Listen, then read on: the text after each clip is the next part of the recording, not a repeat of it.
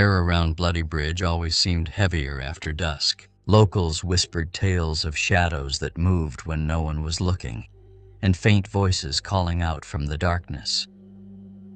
For years, these stories were dismissed as urban legends, until people started disappearing. Maggie, a young journalist eager to make her mark, had heard the stories all her life.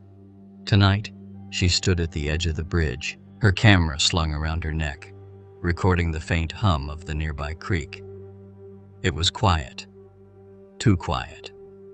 A breeze brushed her cheek, carrying with it a scent of rusted iron and decaying leaves. Her research had led her here, to a tragedy buried in history.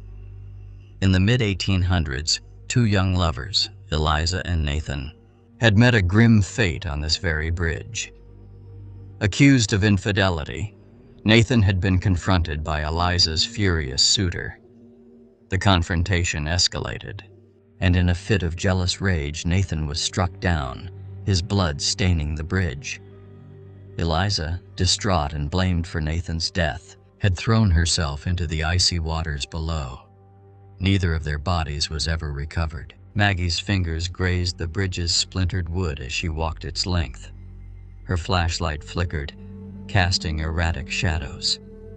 As she steadied it, she thought she saw movement, something in the corner of her eye. But when she turned, nothing was there. Her pulse quickened. The story spoke of Eliza's soft cries and Nathan's anguished shouts echoing through the mist. Maggie's rational mind dismissed it as folklore, but the growing unease in her chest begged to differ. Then she heard it, a faint whisper, "Maggie." Her breath caught. She hadn't given her name to anyone that evening. She spun around, the flashlight's beam trembling as her hands shook. Nothing but the empty bridge behind her. "Who's there?" she demanded, her voice a mix of fear and defiance. The silence that followed was suffocating. Her phone buzzed in her pocket, and the sudden vibration made her jump. Pulling it out, she saw a message from an unknown number. "You shouldn't have come." Her throat tightened. She stared at the screen, her reflection ghostly pale in its glow. A chill ran down her spine as her phone's battery suddenly drained to zero, the screen going black. Something brushed her arm.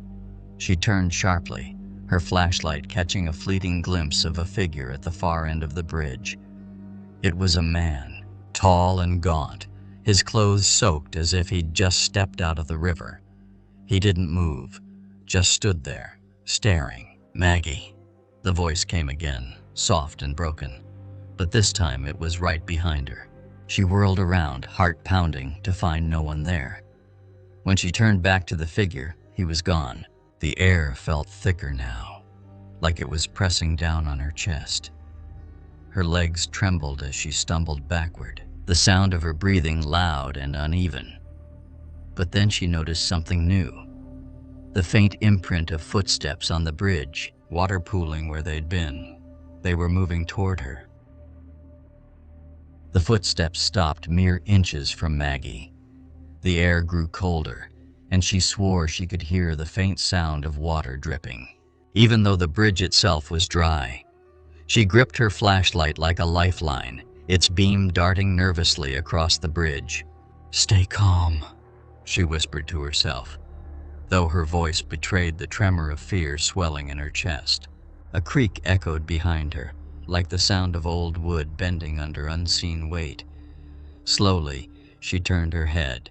A figure stood at the other end of the bridge now, different from the first. It was a woman this time, her long, tattered dress clinging to her as if soaked through. Her face was obscured by a curtain of dark, dripping hair, but the sharp tilt of her head made Maggie feel as though she was being studied. The figure took a step forward. "Eliza?" Maggie whispered, her voice barely audible. The woman stopped, and for a moment, silence enveloped the bridge. Then, a whisper broke through, soft but unmistakable. "Why are you here?" The question hit Maggie like a physical blow. She had no answer. Why was she here? A story? A thrill? She suddenly felt foolish for thinking she could untangle decades of tragedy with a camera and a notepad. The figure took another step, and Maggie stumbled back, her heel catching on the edge of a loose board. She braced herself against the rail and felt something slick beneath her palm. When she pulled her hand back, it was smeared with crimson. Blood. Her flashlight flickered violently, and in its brief, erratic glow, she saw them. Shapes, dozens of them, moving in the mist around the bridge, faces half-formed, eyes hollow, mouths twisted in silent screams.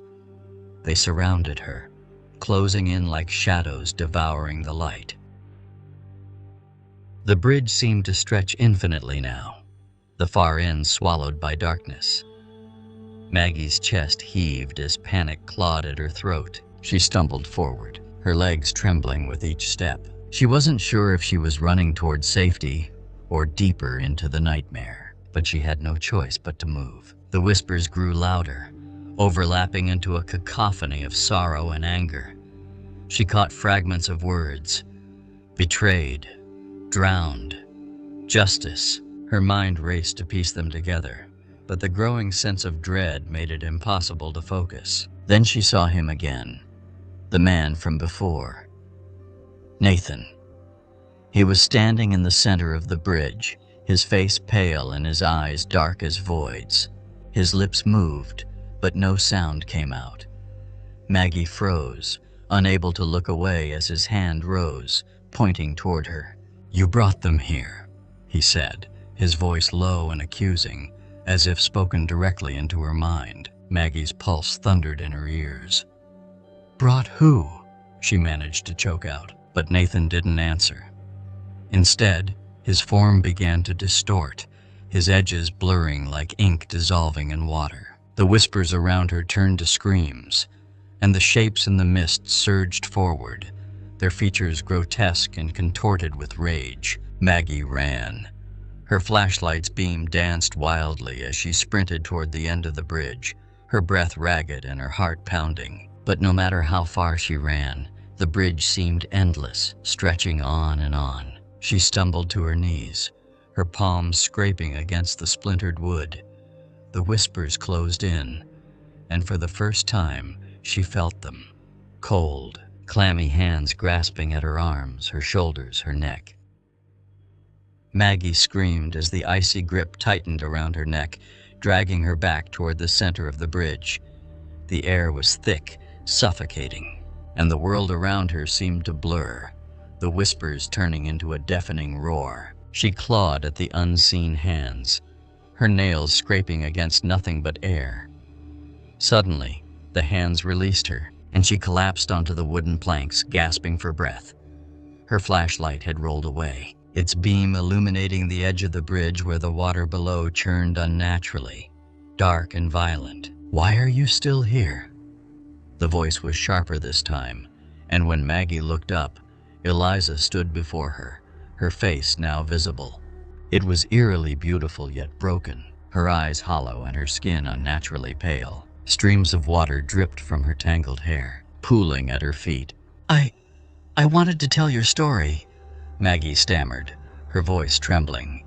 Eliza tilted her head, a flicker of sadness passing through her expression. "Our story," she repeated, her tone laced with bitterness. "You think you can rewrite what's already been written?" Before Maggie could answer, the bridge shook violently, the planks beneath her creaking as if the entire structure were alive. Eliza's figure began to dissolve into the mist, but her voice remained, echoing around Maggie like a haunting melody. "You don't understand what you've done." The shadows in the mist began to take form again, but this time, they weren't just watching. They were moving toward her, their twisted faces etched with fury. Maggie scrambled to her feet, adrenaline surging through her veins.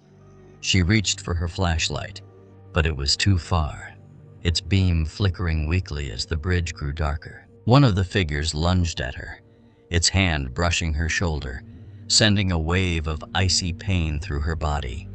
She cried out, spinning around to face the specter, but it vanished the moment she looked directly at it. "Desperate," she screamed into the void. What do you want from me? The cacophony of voices ceased abruptly, replaced by a single chilling whisper. To join us. Maggie's blood turned to ice. The shadows surged forward, their shapes now clearer. Dozens of them, all bearing the same look of anguish and betrayal. Nathan's figure emerged from the darkness, his hand outstretched toward her. You open the door, he said, his voice low and hollow.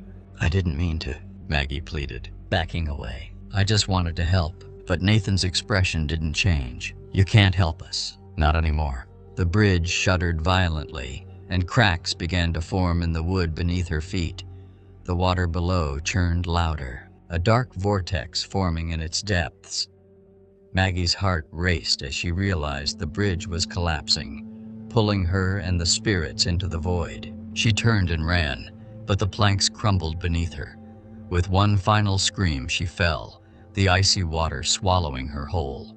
The darkness enveloped her, and for a moment there was nothing. No sound, no light, no air. Then she awoke. She was lying on the ground at the foot of the bridge, her clothes dry and her camera intact.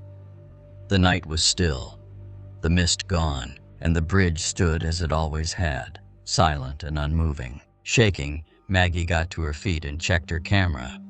The footage was still there, but when she played it, her blood ran cold. In the final frame, just before the screen cut to black, Eliza's face stared back at her, her lips forming two words. Help them. Maggie turned and ran, leaving the bridge behind. But as she disappeared into the night, the whispers began again, soft but unmistakable. The shadows had not gone. They were waiting for her return, or for the next unsuspecting soul. The story ends, but the shadows linger. Will you dare to visit Bloody Bridge?